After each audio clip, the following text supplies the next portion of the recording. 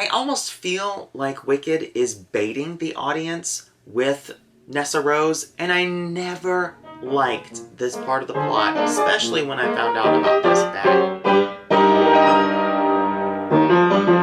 Hello fellow Aussians, and welcome to the channel.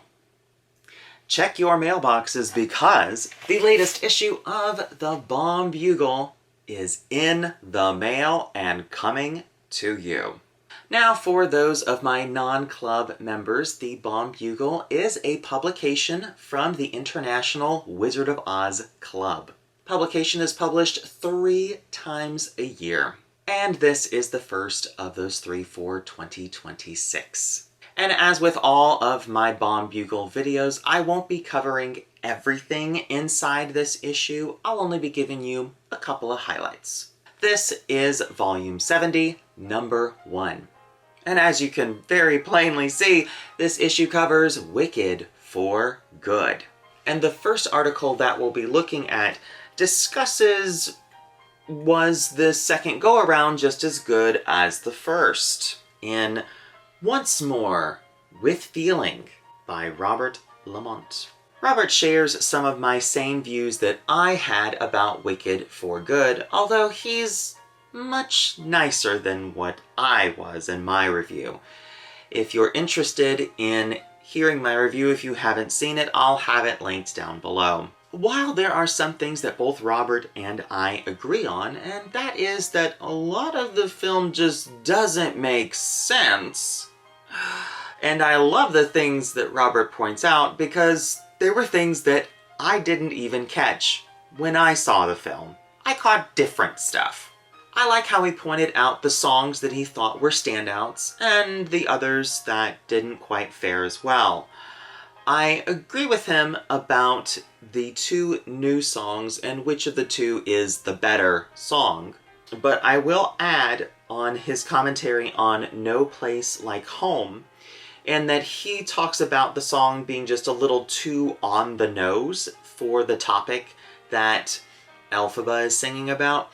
I think the other problem with the phrase, no place like home, is that we never think of the Wicked Witch with that phrase. We think about Dorothy.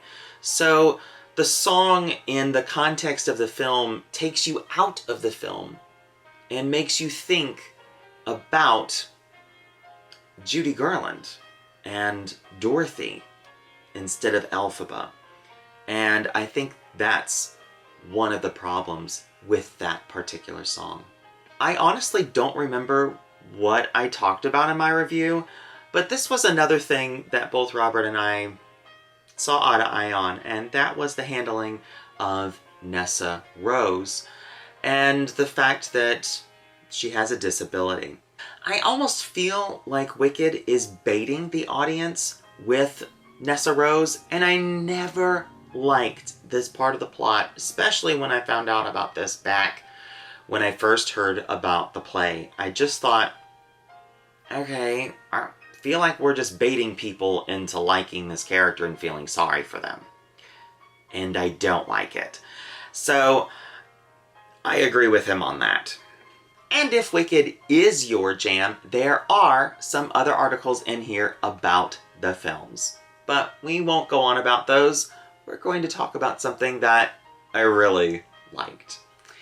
And that was a discussion on the best illustrator for the Oz books, John R. Neal. This particular article won the Oz Club's writing contest, and I really loved this one.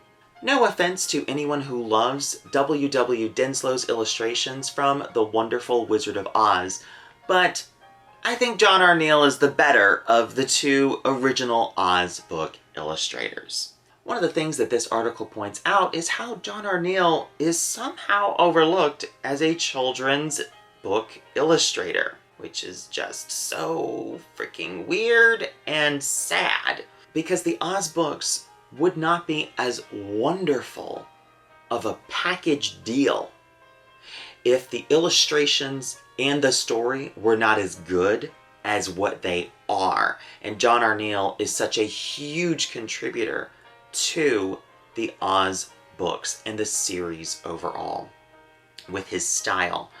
And I love how this article points out the movement and the rhythm that's in his illustrations and how much they breathe life into the Oz books. Out of the Oz books that this article discusses the most is The Emerald City of Oz. And that book could really be argued to be the best and most lavish of the original Baum books, and just the book's design and how the illustrations are done.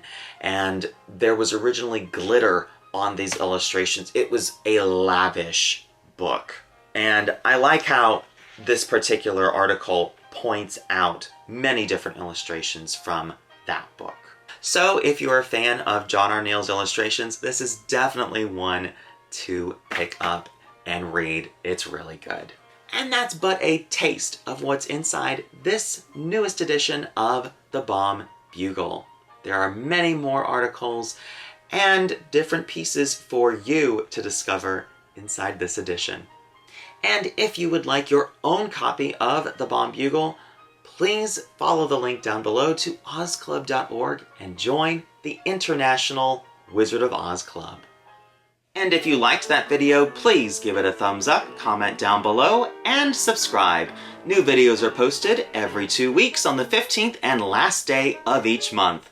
And if that doesn't satisfy your appetite for Oz, follow the link in the description to ozclub.org and join the International Wizard of Oz Club.